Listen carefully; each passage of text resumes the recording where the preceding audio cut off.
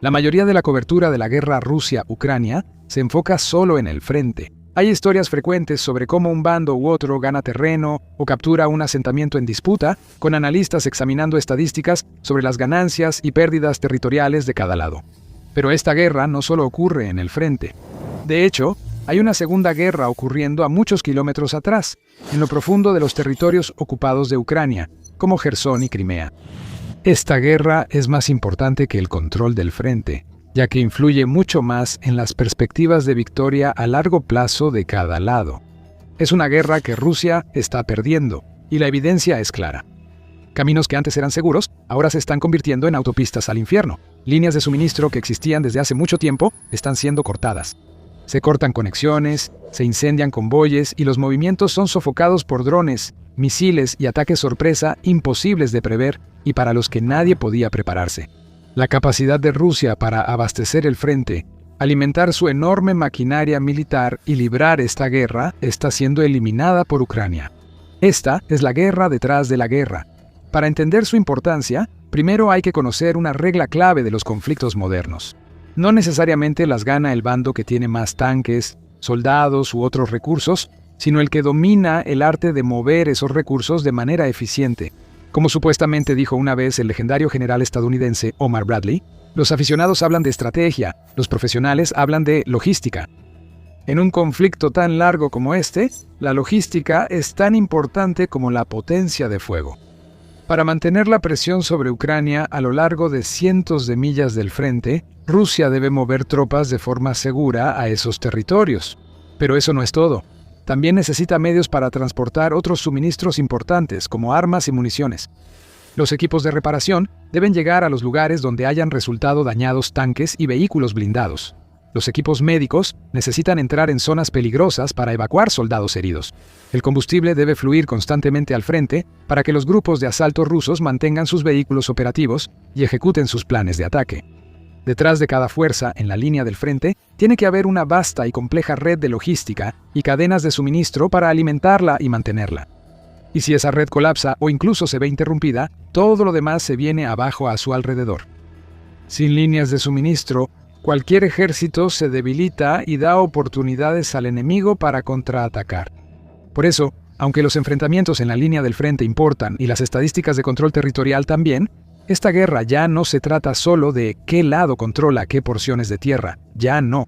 Ahora, entrando en su quinto año, se trata cada vez más de qué lado puede realmente sostener sus operaciones y resistir más que el otro. Se ha convertido en un conflicto de resistencia, y Ucrania lo entiende. Se da cuenta de que no necesariamente tiene que destruir cada tanque ruso, si en su lugar puede asegurarse de que esos tanques no tengan el combustible que necesitan para moverse. No es necesario matar a cada soldado ruso si puede cortar sus líneas de suministro. Ahora, en vez de atacar unidades individuales en el campo de batalla, se enfoca en atacar el sistema que las impulsa y conecta. Este cambio podría ser decisivo, ya que la logística ha determinado el destino de los ejércitos más fuertes muchas veces en la historia.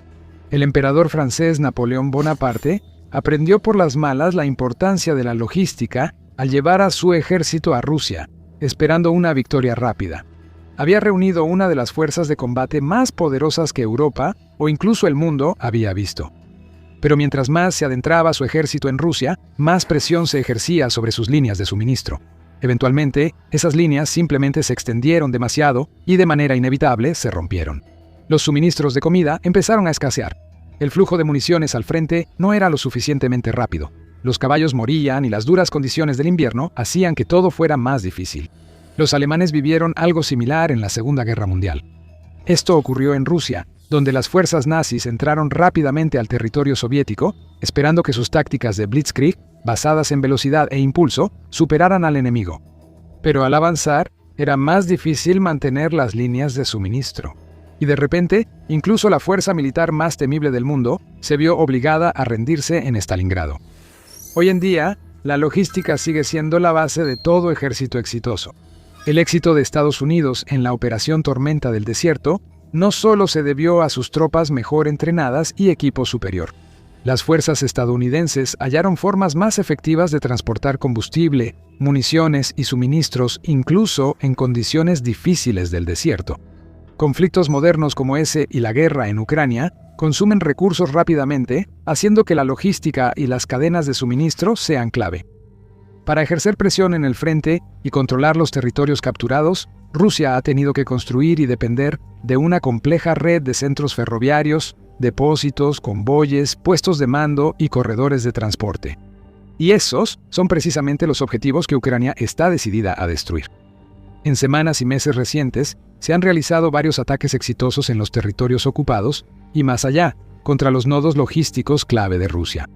Incendiaron depósitos de municiones y destruyeron centros ferroviarios. Las redes viales han caído bajo asedio por drones ucranianos que sobrevuelan, escaneando el terreno, esperando la primera señal de que un convoy ruso aparezca para luego abrir fuego contra él. Pero Ucrania no se detiene ahí. Está lista para aumentar la presión con el propio ministro de Defensa del país, Mikhailo Fyodorov, anunciando la llamada campaña de bloqueo logístico el 27 de mayo. En una publicación detallada en Telegram en su cuenta oficial, Fyodorov reveló que este será un programa de 2 etapas, diseñado para aumentar los ataques a media distancia y destruir sistemáticamente las capacidades rusas en profundidad operativa. Debemos aumentar la presión en la retaguardia rusa y quitarles la capacidad de llevar a cabo operaciones de asalto activas. La primera fase del bloqueo logístico es solo financiación. El Ministerio de Defensa de Ucrania inyecta 5.000 millones de grivnas ucranianas, que se usarán para comprar armas de ataque medio más potentes y atacar nodos logísticos rusos lejos del frente. Estas armas incluyen drones como el FP-FP2 Hornet y Bulava, que son capaces de recorrer distancias más largas y permanecer en el aire más tiempo que otros modelos.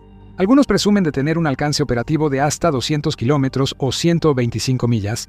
También suelen ser capaces de operar de manera autónoma una vez que entran en territorio enemigo, utilizando su propia inteligencia artificial para explorar el terreno e identificar objetivos, en lugar de depender de pilotos humanos para guiarlos. Pronto, más unidades de Ucrania recibirán estas armas, pero no todas.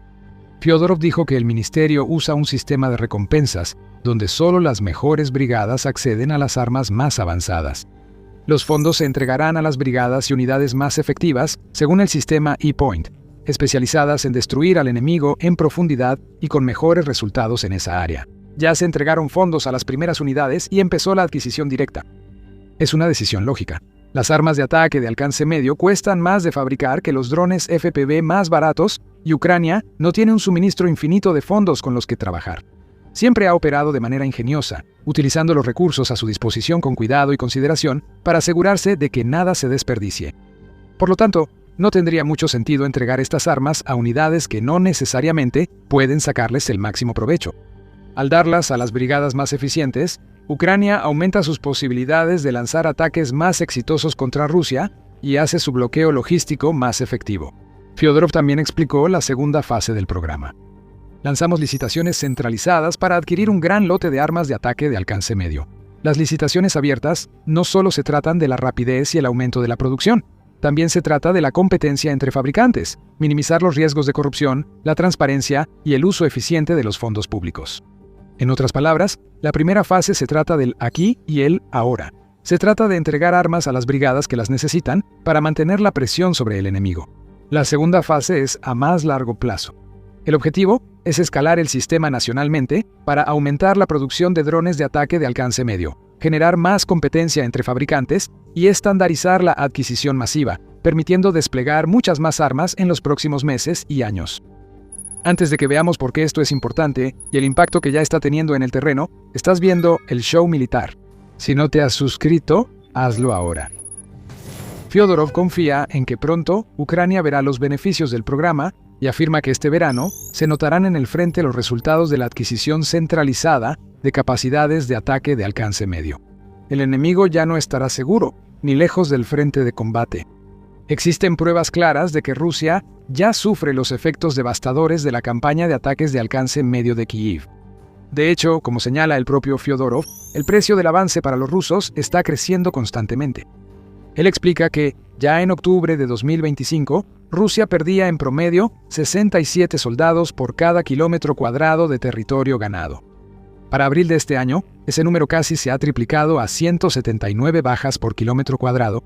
El ministro continúa. Rusia está sufriendo pérdidas récord, más de 35.000 soldados muertos o gravemente heridos cada mes y seguimos aumentando el ritmo. Él señala que Ucrania ha cuadruplicado la destrucción de la logística enemiga, almacenes, equipo, puestos de mando y rutas de suministro en profundidad operativa durante los últimos meses, y los efectos se ven con claridad. Cuanta más logística rusa se destruye, menos asaltos ocurren en la línea de batalla LBZ. Fyodorov menciona dos razones clave para esto. La primera es el hecho de que Ucrania ha ajustado su estrategia para enfocarse más en objetivos que están más alejados del frente.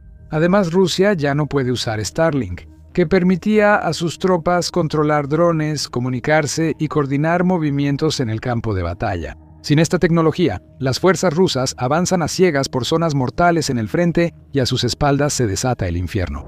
Esto es más evidente en las regiones ocupadas del sur de Ucrania, especialmente en el sur de Donetsk, Zaporilla y Jersón. Rusia ha usado por años pocas líneas de suministro, convirtiendo antiguas carreteras ucranianas en rutas de convoyes militares. Durante años, se salió con la suya porque las rutas estaban demasiado lejos para que Ucrania las atacara constantemente. Incluso si podía realizar algún ataque ocasional de vez en cuando, simplemente no tenía la tecnología para hacerlo de manera regular. Pero todo eso ha cambiado. Ucrania ya cuenta con la tecnología y armas para atacar estos lugares y las está usando con gran efecto.